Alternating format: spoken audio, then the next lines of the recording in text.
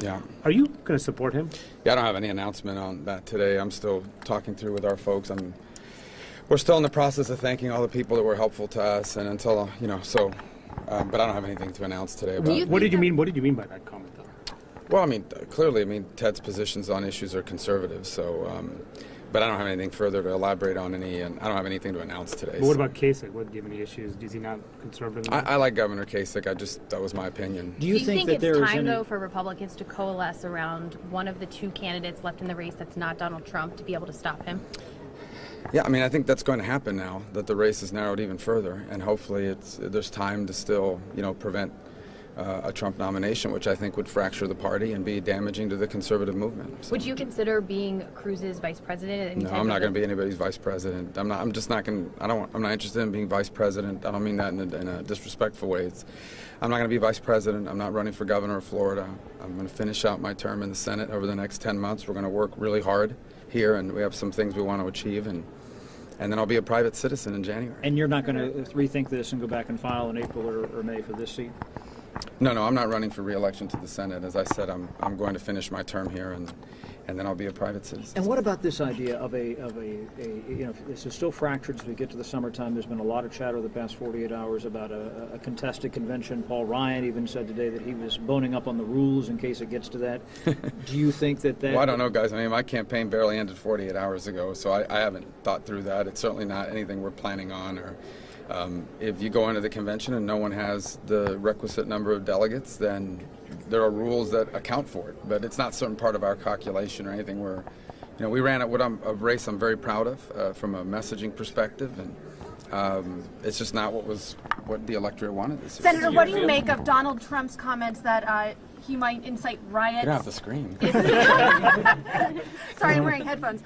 What do you make of Donald Trump's comments that he might incite a riot if they try to take the nomination away from him? At this point, it's like daily occurrence, of stuff that he says. There isn't going to be any riots. It's a very unusual political year. People are going to write books about this year, right? There's going to be a lot of political scholarship on what exactly is happening, but I don't think riots are going to be a part of it. Will you write a book? Not about this election? Yeah. I'm not planning on it. It might be a good idea, though. You never know. All these guys are making movies out of their books. Senator, you're in the middle of the Supreme Court nominee. Well, it just started. We're not in the middle of it. It just started yesterday.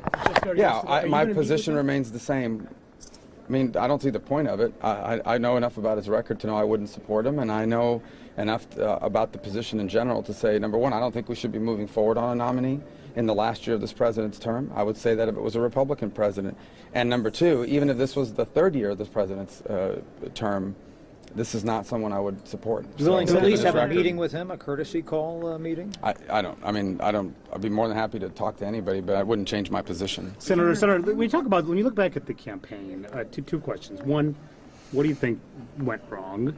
And two, you actually wanted to take this, or your campaign certainly kept open the option of going to the convention and fighting it out. Why did you choose not to do that? Well, a couple points. Number one, no one ever gets into an election saying, can't wait to get to the convention. You want to win the delegates and unite the party. That's the ideal outcome. It doesn't appear to be headed there except after Tuesday night. Perhaps, Trump has gained enough delegates to kind of move closer in that direction, but there's still an open question about whether he gets to 1237. And we'll see as it plays out. I don't think that's the ideal outcome for the party. I think in an ideal world, you have a nominee and people coalesce around the nominee, and it gives you a stronger position in the general election. I don't believe Donald Trump will ever be able to do that. And that's my opinion. And as you do a post-mortem here on your campaign, though, what, looking back at the nature of this electorate, the volatility that obviously has gravitated toward Trump, you said, you had the right message, but you weren't on the winning side this time around. Right. What was the fundamental flaw in that? What was different? What should have been done different? I just think, you see what's happening. People really got hurt in 2007 and 2008. We had this massive economic downturn. You think about most Americans, their number one asset and number one investment is their home, and it took a bath. It really went underneath, and nothing's gotten better for them. You have millions of Americans that are struggling financially. The changes in our economics have been very disruptive. Many of the jobs that people relied on to sustain a middle class are either gone or they don't pay enough. or they're being replaced by a machine, or they're being sent overseas. And so my argument was, yes, these things are really happening, but there's also opportunities being created, and we should embrace those. And that's not just that's just not a message people wanted to hear or really caught on. And so I understood that we could run a campaign based on, speaking to people's frustration and anger and getting them angrier and more frustrated.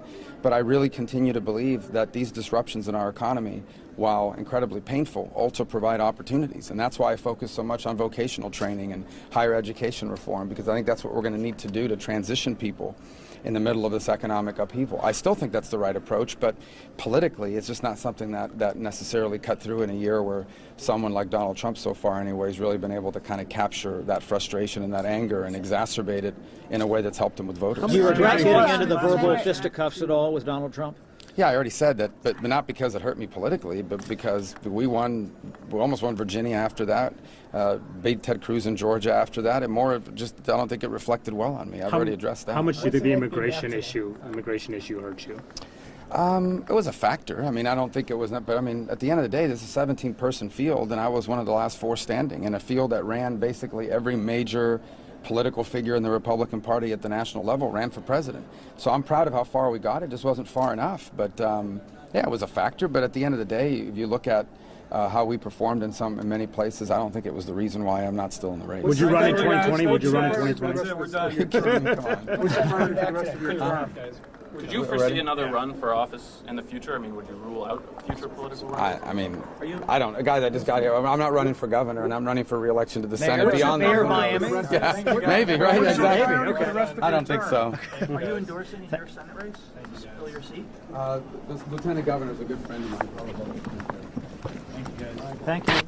Thank you.